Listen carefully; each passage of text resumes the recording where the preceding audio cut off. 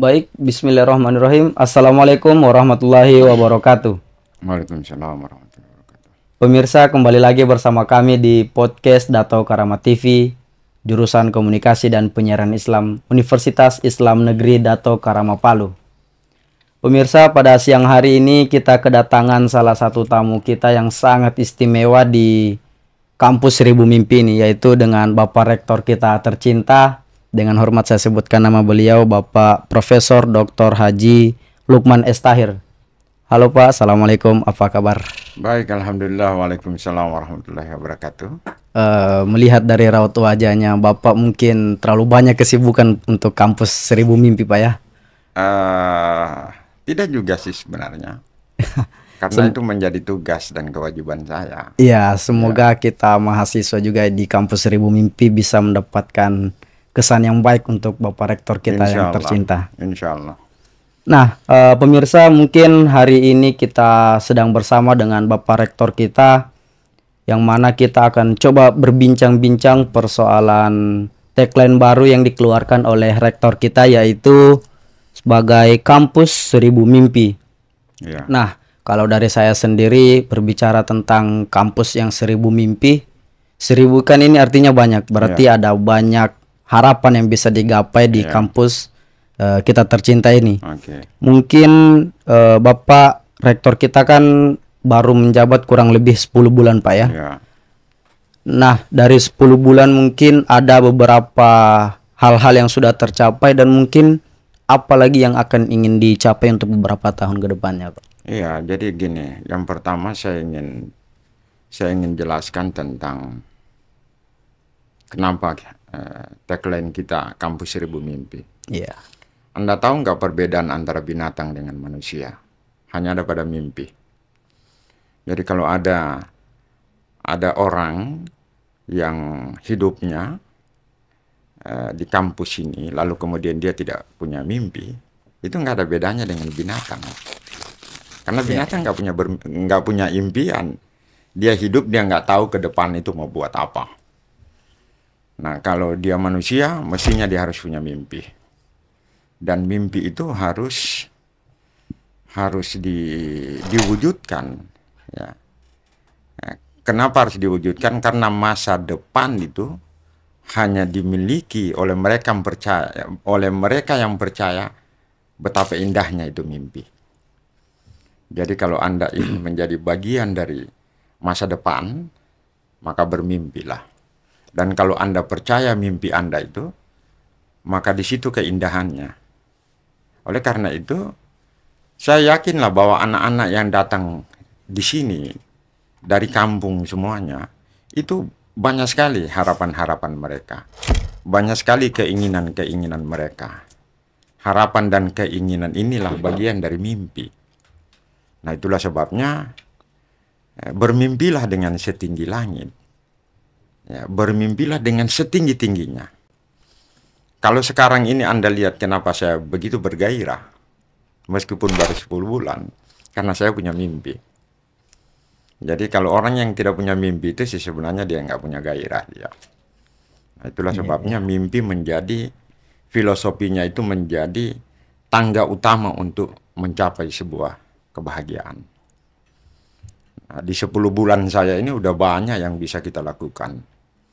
Dan salah satunya fungsi dari institusi ini, bagaimana kita bisa memfasilitasi semua mimpi. Jadi di kalangan mahasiswa itu, ya dalam bayangan saya begini kan, sekarang ini bukan hanya zamannya kita mengisi kepala. Itu salah satu mimpi kita mau jadi sarjana. Tapi zaman ke depan ini kan bukan zaman spesialis. Sudah mati, the death of specialist. Jadi masa spesialis itu yang dibilang di abad modern ini udah mati. Jadi nggak bisa lagi kita itu bermimpi hanya satu. Perbanyak mimpinya. Jadi kalau Anda sebagai sarjana KPI itu merupakan mimpi dari kampung, mestinya Anda juga bisa menjadi ahli seperti ini kan, podcast seperti ini. Bahkan kalau bisa raih sebanyak-banyaknya. Karena kematian spesialis itu nanti akan menghidupkan gitu berbagai skill yang ada di kalangan mahasiswa. Itu tugas saya nanti untuk memfasilitasi, tidak hanya di kalangan mahasiswa, tapi juga kalangan teknik dan termasuk dosen. Coba Anda lihat ya, kita sudah 50 tahun ini, nggak pernah ada unggul satupun kampus kita. Kok masih bisa tersenyum kita? Kok masih bisa bangga kita? Ini mimpi yang harus kita rebut. Jadi di masa saya, insya Allah, mimpi yang saya hadirkan itu akan terwujud nanti. Karena saya sudah melihat kebahagiaan. Jadi masa depan itu hanya milik bagi mereka yang percaya akan mimpinya. Jadi kalau mau lihat UIN ke depan, udah terjadi sih sebenarnya. Kayak saya hakul yakin, saya percaya bahwa akan terjadi nanti mimpi-mimpi itu akan terwujud. Karena hanya mereka yang percaya dengan mimpinya itu yang akan meraihnya. Dan saya sangat percaya. Anda tahu nggak kalau terwujud? Ada 12 ya. Ada 12 prodi yang ingin saya wujudkan itu. Sudah sejak 58 tahun yang lalu. Ya kan begitu. Kalau itu terjadi, dan insya Allah terjadi, berapa banyak anak yatim yang kita bisa selamatkan Pak untuk kuliah di UIN?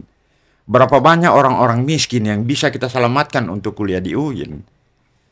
Jadi mimpi itu adalah jihad fisabilillah. Jadi bukan hanya urusan berperang di mana-mana itu. Malah jihad yang paling terbesar sekarang bagi UIN Dato Karma Palu itu adalah bermimpi untuk mewujudkan apa saja yang dia mimpikan. Itu jihad itu. Sehingga tarikan napas Anda jalan dari kampus itu semuanya pahala. Itu yang membuat kita berenergi, itu yang membuat kita bergairah. Dan insya Allah lah, salah satunya nanti KPI juga yang kita dorong itu. Untuk jadi unggul. Ya kan sesuatu yang mungkin Anda tidak percaya, tapi saya sangat percaya sekali. Dari yang seharusnya coba ya, seharusnya nanti 2025 baru akreditasi, 2026. Jadi hidup itu harus out of the box, jangan terlalu ritmenya itu terlalu seperti orang naik tangga ya, tangga 1, tangga 2, nggak bisa hidup di zaman sekarang, nggak bisa begitu. Kalau bisa tangga 1 langsung loncat di tangga 8. Ini yang kita lakukan sekarang di UIN ini. Nggak mau yang normal itu jalannya selama ini lah 58 tahun nggak pernah ada perubahan yang mendasar. Nah, ini yang kita lakukan out of the box. Yang tadinya 25 harus akreditasi, 2027 harus akreditasi. Ini kita majukan. Hanya 1 bulan kita siapkan itu untuk 12 unggul. Sampai nanti insya Allah UIN Dato Karma Palu juga akan kampusnya ya, universitasnya juga kita usahakan akan unggul. Seperti itulah. Itu pengaruh dari mimpi itu. Berarti secara tidak langsung itulah tadi mungkin yang melatar belakangi kenapa di kampus kita ini keluar tagline baru yaitu kampus 1000 mimpi. Ya. Karena kalau seperti Bapak Rektor tadi bilang, perbedaannya manusia dengan binatang kan dari mimpinya situ. Dari mimpi. Kalau manusia tidak bisa bermimpi berarti ya kurang lebih lah dengan kurang lebih dengan binatang. Iya. Kan? Kita nggak mau. Jadi kita mau memanusiakan manusia. Kira-kira seperti itu. Itulah salah satu simbol mimpi. Nah, kita kan tadi sudah sama-sama tahu persoalan hal yang melatar belakangi kenapa kita keluar tagline kampus 1000 mimpi. Otomatis kita juga mempunyai beberapa rencana dan ataupun sepak terjang untuk kampus kita sendiri. Nah, dari Bapak selaku rektor baru yang kurang lebih 10 bulan, mungkin visi misi dari kampus 1000 mimpi itu seperti apa yang ingin Bapak capai? Ya, jadi gini kan, kita kan yang ada 4 titik tekan kita di dalam dalam proses pembelajaran yang ingin kita raih. Yang pertama itu kan integrasi ilmu. Bahwa suasana bangsa sekarang itu yang sumbu pendek, mudah meledak, cepat emosi, cepat marah. Beragama tidak dengan akal sehat, tapi beragama dengan emosi. Nah, ini bisa terjadi karena memandang ilmu itu monodisiplin. Nah, saya berpikir nggak bisa. Ilmu itu harus diintegrasikan antara satu sama lain. Jadi ketika Anda misalnya belajar tentang komunikasi, Anda juga harus paham antropologi. Anda juga harus paham tentang budaya. Jadi apa ya, dua hal yang harus saling berkolaborasi. Jadi ilmu ini nggak boleh lagi monodisiplin sendiri-sendirilah. Mereka-mereka yang belajar misalnya belajar Islam misalnya juga harus memahami sosiologi, bagaimana perkembangan masyarakat, bagaimana budaya.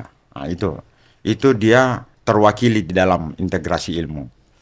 Jadi di kalangan dosennya nanti kita akan latih nanti bagaimana ada pendekatan nanti bagi mereka-mereka yang Islamic study.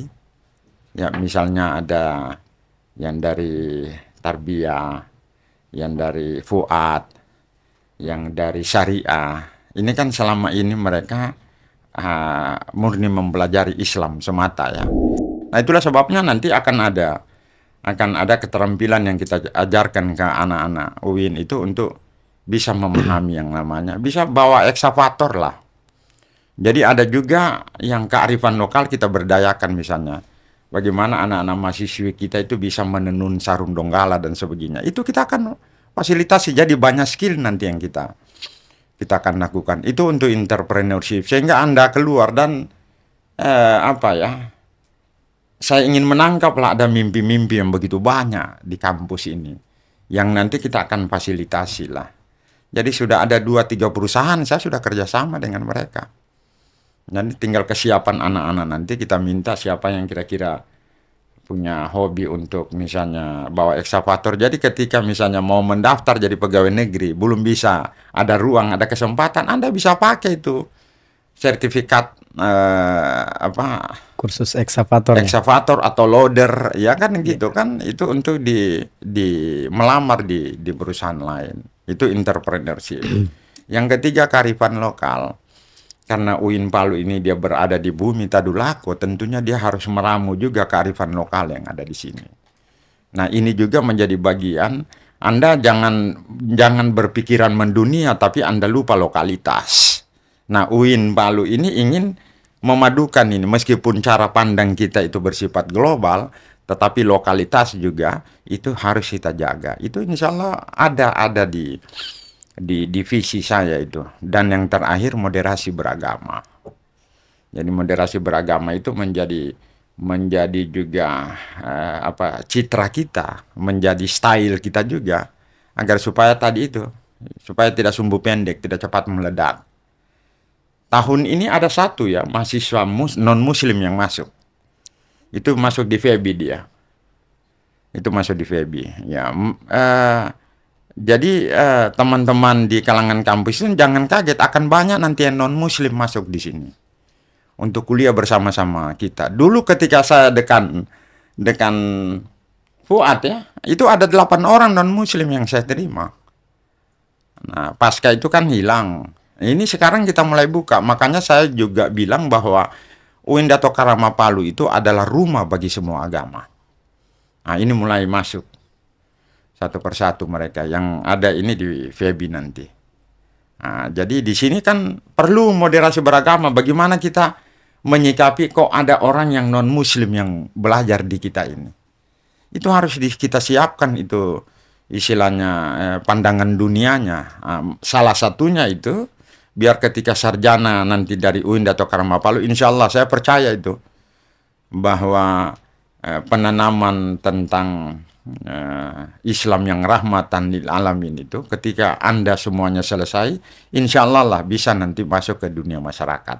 Jadi 4 inilah visi yang mudah-mudahan dengan waktu singkat ya, dengan waktu singkat ini kita coba pelan-pelan untuk benahi, dan ya tentunya tanpa dukungan dari mahasiswa juga kita juga tidak menjadi bagian yang strategis lah. Oleh karena itu semua komponen ini harus bekerja sama untuk bagaimana supaya visi ini bisa terwujud, sehingga mimpi-mimpi itu akan terwujud. Jangan lupa mimpi itu dia bukan ilmu lampalumpu atau sihir. Enggak, dia tidak akan jadi dengan seperti sihir, enggak. Dia penuh keringat di sana, dia penuh perjuangan di sana, dia penuh jatuh bangun di sana. Tapi orang yang bermimpi dia tidak menjadikan itu beban. Itu bedanya sih sebenarnya. Orang kalau bermimpi itu dia tidak akan menjadi beban yang lain. Jadi kalau dia kemudian menjadi beban, itu bukan mimpi, itu menghayal itu. Itu menghayal. Kalau mimpi itu dia nggak merasakan itu. Dia selalu berenergi dia. Dia selalu bergairah. Nah, itulah sebabnya saya selalu menyatakan makanya kekuatannya maha dahsyat itu. Anda bisa membunuh si pemimpi, tapi Anda tidak bisa membunuh mimpinya. Itu begitu hebatnya dorongan. Semua orang-orang besar di dunia itu terlahir karena mimpi. Jadi kalau Anda mau menjadi bagian dari orang-orang besar nanti ke depan, maka tidak ada jalan lain. Anda bermimpi. Dan bermimpi itu bukan simsalabim. Bermimpi itu bukan dengan ilmu sihir. Enggak, jatuh bangun, ada tangisan air mata di sana. Ada yang namanya perjuangan di sana. Itu yang ada dalam mimpi itu. Tugas saya untuk mendobrak. Sama saya, ya mungkin Anda belum tersentuh lah. Tapi untuk mahasiswa baru kemarin saya sudah sampaikan semuanya. Hanya ada 3 jalan kalau Anda mau mewujudkan mimpinya. Nah, itu nanti di podcast berikutnya lah baru kita bicarakan lagi. Iya. Luar biasa. Dari pembicaraan dari Pak Rektor kita tadi, ternyata diam-diam Rektor kita sudah punya hubungan kerjasama dengan perusahaan-perusahaan yang lain. Ternyata info yang kemarin yang saya dengar persoalan alat berat yang akan ada di UIN, ternyata itu bukan hanya sekedar berita-berita lewat, ternyata itu adalah sebuah hal yang ingin diwujudkan oleh rektor kita. Dan saya sudah mendengar langsung dari narasumber kita, yaitu rektor. Kalau sudah rektor yang bicara pasti ya diusahakan lah. Jadi secara tidak langsung dari visi dan misi yang disampaikan oleh rektor kita tadi sudah mungkin menyediakan beberapa fasilitas untuk mahasiswa, seperti untuk teman-teman arsitektur mungkin lebih condong ke alat-alat beratnya. Kemudian ada juga tadi mahasiswi untuk tenun kain donggala. Sarung donggala. Nah, mungkin masih adakah fasilitas-fasilitas lain yang bisa disediakan oleh Anda dalam waktu dekat ini, mungkin di bulan September ini atau Oktober paling lama, kan akan ada budidaya telur puyuh di kampus ini, Pak? Di kampus ini. Jadi kita akan melatih anak-anak mahasiswa itu bagaimana mereka nanti mengembangkan budidaya telur puyuh. Sebenarnya programnya sudah ada itu ya, dananya juga sudah ada. Cuma yang ketua unitnya itu karena dipaksa kemarin mau menyelesaikan doktornya, itu masih tertunda. Tapi kemarin saya sudah panggil dia. Sebisa mungkin harus jalan nanti itu. Berarti dalam waktu-waktu dekat ini akan ada di kampus kita ini pengelolaan telur puyuh tadi, telur puyuh. Jadi dilatih dulu mahasiswa. Luar biasa, luar biasa. Berarti secara tidak langsung dari pembicaraan kita tadi beberapa menit ini, mungkin ternyata tagline kampus 1000 mimpi bukan hanya sekedar tagline biasa, tetapi banyak pergerakan-pergerakan yang belum kita tahu sebagai mahasiswa. Apa-apa yang dilakukan oleh kita punya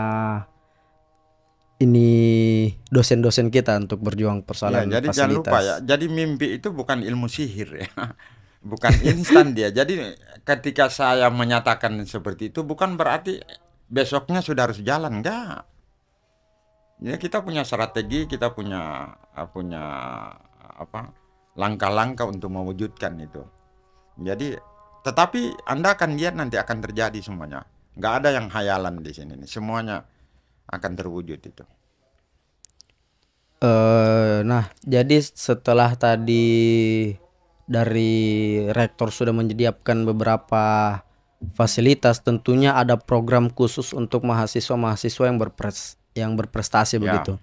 Pastinya untuk meningkatkan kemampuan mereka di bidangnya mereka, khususnya seperti kita sebagai teman-teman KPI mungkin yang sudah mulai bergerak untuk di bagian penyiaran, bukan hanya sekedar turun-turun biasa, namun seperti yang bisa kita lihat lah, alat-alat yang digunakan itu hanya alat-alat seadanya. Mungkin ada pandangan tersendiri dari Bapak Ya, persoalan. jadi gini, yang jelas kita mengapresiasi semua keunikan atau kelebihan mahasiswa dan mereka yang berprestasi itu pasti kita apresiasi. Sekarang kan ada beberapa anak-anak yang kita sudah bebaskan beasiswa mereka, kita sudah beri beri UKT mereka yang punya prestasi. Seperti kemarin ada yang emas ya, ada yang emas itu untuk taekwondo dan sebagainya, itu mereka bebas uang kuliah. Jadi kemudian kalau ada yang tahfiz Al-Quran juga yang 30 juz kita ini. Jadi semua siapapun yang bisa menunjukkan ke kita bahwa dia menjadi mahasiswa berprestasi, pasti kita akan apresiasi. Ini kita menunggu lagi. Kemarin saya melepas ya, ada berapa? 6 orang ini. Anak-anak kita yang dipakai oleh provinsi untuk ikut PON di Aceh kalau nggak salah itu ya. Iya, di Aceh. Ya kalau mereka berprestasi itu pasti kita bebaskan. UKT mereka itu harus itu. Jadi jangan menganggap orang cerdas itu hanya IQ-nya saja tinggi. Nggak bisa. Mereka punya keterampilan. Seperti Anda podcast ini, kalau kemudian Anda mendapat penghargaan, pasti kita akan apresiasi. Jadi bukan kitanya yang mengapresiasi, tapi rekognisi itu datang dari luar. Bahwa Anda itu punya kemampuan, Anda punya keberhasilan, itu pasti kita apresiasi. Satu lagi nih, mahasiswa luar negeri juga. Ini juga murni kita membiayai sekarang. Kalau dulu kan masih ada program dari pusat ya. Iya. Lalu kemudian pada saat masuk di saya itu, ada 2 orang itu yang sudah tertolak. Saya bilang jangan ditolak. Jangan ditolak. Kita bisa biayai mereka itu. Nah ini yang sementara kita kita persiapkan mereka. Alhamdulillah 2 itu bertahan. 2 itu bertahan. Karena nggak bisa lah kita mau disebut dengan ada prodi unggul dan sebagainya kalau tidak punya kelebihan. Ada kelebihannya. Salah satunya itu harus ada mahasiswa asing. Oke, saya kira cukup di sini aja dulu ya. Nanti akan cari waktu lagi lah untuk kita ini. Iya. Oke. Terima kasih sebelumnya Bapak sudah menyediakan sudah meluangkan waktunya untuk membersamai kami di podcast kali ini, dan kita sama-sama berharap kita akan bisa lanjut pembahasan lagi dengan Bapak Rektor kita di podcast Dato Karama TV kali ini. Mungkin satu kata Pak untuk teman-teman mahasiswa untuk kampus Seribu Mimpi kita kali ini. Ya. Mungkin ada kata-kata sedikit. Salam akal bijak. Itu aja. Ya, salam akal bijak. Kan ada yang salam akal sehat kan? Iya. Kalau kita tidak, salam akal bijak. Itu Anda jadikan sih sebenarnya bagian dari mulai proses ini. Karena banyak orang yang akal sehatnya tapi tidak bijaksana. Iya, betul. Mungkin ini yang akan bisa jadi motivasi besar bagi teman-teman mahasiswa. Mulai itu salam akal bijak. Salam akal bijak Pak ya. Iya. Mungkin tanpa mengurangi rasa hormat dari kami sebagai teman-teman Dato Karama TV, podcast kita mungkin hanya sampai di sini dulu. Kita akan coba atur waktu lagi dengan rektor kita tercinta. Persoalannya kita tahu bersama lah yang namanya rektor pasti banyak urusan, apalagi untuk tagline kampus Seribu Mimpi. Baik, saya Muhammad Kafrawi selaku host hari ini. Cukup sekian, pamit undur diri. Wassalamualaikum warahmatullahi wabarakatuh. Waalaikumsalam warahmatullahi wabarakatuh. Oke.